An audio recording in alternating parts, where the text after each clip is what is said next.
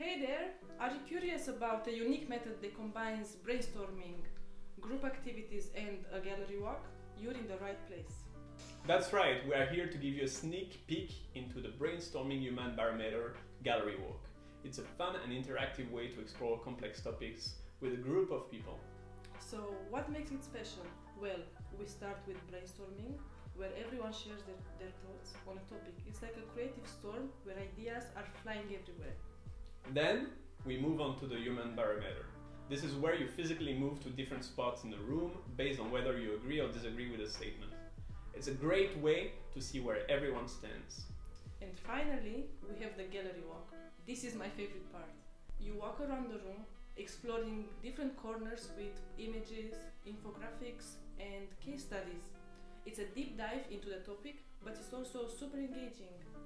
If you want to know more about these methods and how to set it up, check out the document linked below.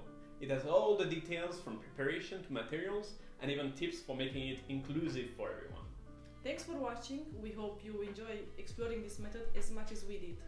Don't forget to like, share with your fellow youth workers, and see you next time.